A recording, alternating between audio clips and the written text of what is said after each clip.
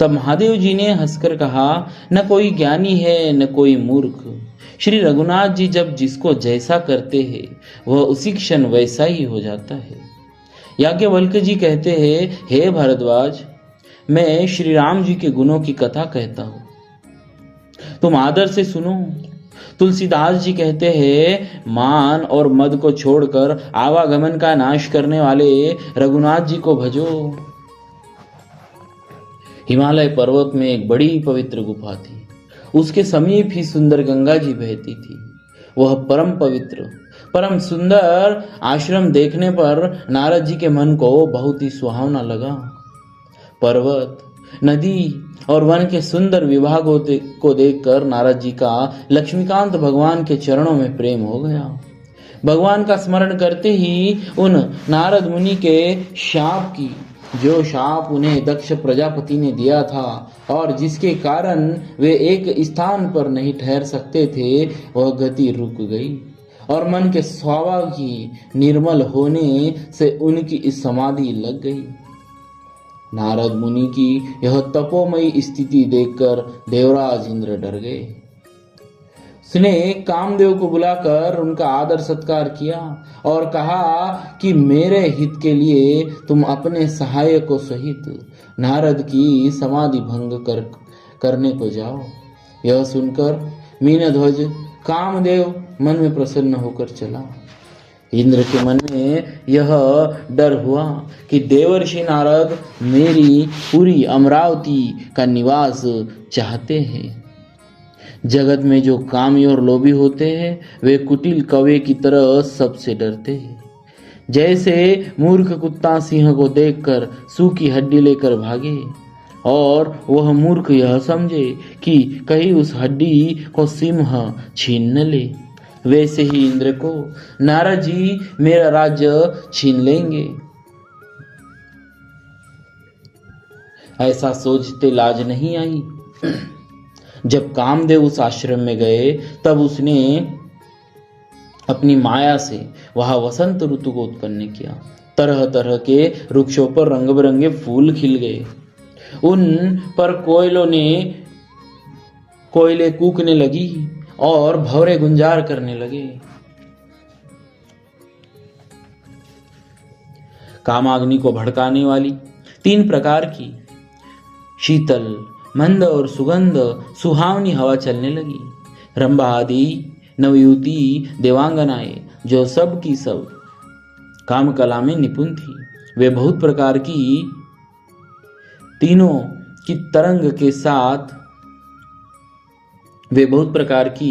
तानों की तरंग के साथ गाने लगी और हाथ में गेंद लेकर नाना प्रकार के खेल खेलने लगी।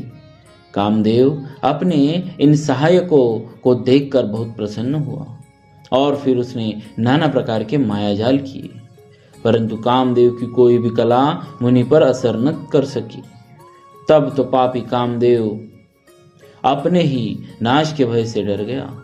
लक्ष्मीपति भगवान जिसके बड़े रक्षक हो, भला उसकी सीमा मर्यादा को कोई दबा सकता है भला? तब अपने सहायकों समेत कामदेव ने बहुत डर कर और अपने मन में हार मानकर बहुत ही आर्त दीन वचन कहते हुए मुनि के चरणों को जा पकड़ा। नारद जी के मन में कुछ भी क्रोध न आया। उन्होंने प्रिय वचन कहकर कामदेव का समाधान किया। तब मुनि के चरणों में सिर नवाकर और उनकी आज्ञा पाकर कामदेव अपने सहायकों सहित लौट गया। देवराज इंद्र की सभा में जाकर उसने मुनि की सुशीलता और अपनी करतूत सब कही, जिसे सुनकर सबके मन में आश्चर्य हुआ और उन्होंने मुनि की बढ़ाई करके श्रीहरि को सिर नवाया। तब नारद जी शिव जी के पास गए। उनके मन में इस बात का अहंकार हो गया कि हमने कामदेव को जीत लिया। उन्होंने कामदेव के चरित्र शिव जी को सुनाए और महादेव जी ने उन नारद जी को अत्यंत प्रिय जानकर इस प्रकार शिक्षा दी। हे मुनि, मैं तुमसे बार बार विनती करता हूँ कि जिस तरह यह कथा तुमने मुझे सुनाई उस तरह भगवान श्री हरि को कभी मत सुनाना। चर्चा भी चले तब भी इसको छिपा जाना। यद्यपि शिव जी ने यह हित की शिक्षा दी, पर नारद जी को वह अच्छी न लगी। हे भरद्वाज, अब कौतुक तमाशा सुनो। हरि की इच्छा बड़ी बलवान है। श्री रामचंद्र जी जो करना चाहते हैं वही होता है। ऐसा कोई नहीं जो उसके विरुद्ध कर सके। श्री शिव जी के वचन नारद जी के मन को अच्छे नहीं लगे। तब वे वहां से ब्रह्मलोक को चल दी। एक बार गान विद्या में निपुण मुनिनाथ नारद जी हाथ में सुंदर वीणा लिए हरिगुण गाते हुए क्षीर सागर को गए, जहाँ वेदों के मस्तक स्वरूप मूर्तिमान वेदांत तत्व लक्ष्मी निवास भगवान नारायण रहते हैं। रमा निवास भगवान उठकर बड़े आनंद से उनसे मिले और ऋषि नारद जी के स्थान आसन पर बैठ गए। चराचर के स्वामी भगवान हंसकर बोले, हे मुनि, आज आपने बहुत दिनों पर दया की। यद्यपि श्री शिव जी ने उन्हें पहले ही बरज रखा था, तो भी नारद जी ने कामदेव का सारा चरित्र भगवान को कह सुनाया। श्री रघुनाथ जी की माया बड़ी ही प्रबल है। जगत में ऐसा कौन जन्मा है जिसे वह मोहित न कर दे।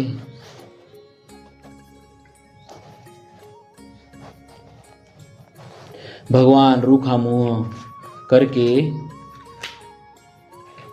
कोमल वचन बोले, हे मुनिराज, आपका स्मरण करने से दूसरों के मोह, काम, मद और अभिमान मिट जाते हैं। फिर आपके लिए तो कहना ही क्या। हे मुनि सुनिए, मोह तो उसके मन में होता है जिसके हृदय में ज्ञान वैराग्य नहीं है। आप तो ब्रह्मचर्य व्रत में तत्पर और बड़े धीर बुद्धि है। भला कहीं आपको भी कामदेव सता सकता है। नारद जी ने अभिमान के साथ कहा, भगवान, यह सब आपकी कृपा है। करुणा निदान भगवान ने मन में विचार करके देखा कि इनके मन में गर्व के भारी वृक्ष का अंकुर पैदा हो गया। मैं उसे तुरंत उखाड़ फेंकूंगा, क्योंकि सेवकों का हित करना हमारा प्रण है। मैं अवश्य ही वह उपाय करूंगा जिससे मुनि का कल्याण और मेरा खेल हो। तब नारद जी भगवान के चरणों में सिर नवाकर चले। उनके हृदय में अभिमान और भी बढ़ गया। तब लक्ष्मीपति भगवान ने अपनी माया को प्रेरित किया। अब उसकी कठिन करनी सुनो। उस हरि माया ने रास्ते में 100 योजन 400 को उसका एक नगर रच दिया। उस नगर की भांति भांति की रचनाएं लक्ष्मी निवास भगवान विष्णु के नगर वैकुंठ से भी अधिक सुंदर थी। उस नगर में ऐसे सुंदर नर नारी बसते थे मानो बहुत से कामदेव और उसकी स्त्री रति ही मनुष्य शरीर धारण किए हुए हो। उस नगर में शीलनिधि नाम का राजा रहता था, जिसके यहाँ असंख्य घोड़े, हाथी और सेना के समूह टुकड़ियां थे। उसका वैभव और विलास 100 इंद्रों के समान था। वह रूप, तेज, बल और नीति का घर था। उसके विश्व मोहिनी नाम की एक ऐसी रूपवती कन्या थी जिसके रूप को देखकर लक्ष्मी जी भी मोहित हो जाए। वह सब गुणों की खान भगवान की माया ही थी। उसकी शोभा का वर्णन कैसे किया जा सकता है। वह राजकुमारी स्वयंवर करना चाहती थी। इससे वहां अगणित राजा आए हुए थे। खिलवाड़ी मुनि नारद जी उस नगर में गए और नगरवासियों से उन्होंने सब हाल पूछा। सब समाचार सुनकर वे राजा के महल में आए। राजा ने पूजा करके मुनि को आसन पर बिठाया। फिर राजा ने राजकुमारी को लाकर नारद जी को दिखलाया और पूछा कि हे नाथ, आप अपने हृदय में विचार कर इसके सब गुण दोष कहिए। उसके रूप को देखकर मुनि वैराग्य भूल गए और बड़ी देर तक उसकी ओर देखते ही रह गए। उसके लक्षण देखकर मुनि अपने आप को ही भूल गए। और हृदय में हर्षित हुए, पर प्रकट रूप में उन लक्षणों को नहीं कहा। लक्षणों को सोचकर वे मन में कहने लगे कि जो इसे ब्याहेगा वह अमर हो जाएगा और रणभूमि में कोई उसे जीत न सकेगा।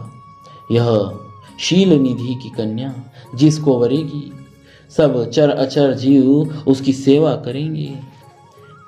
सब लक्षणों को विचार कर मुनि ने अपने हृदय में रख लिया।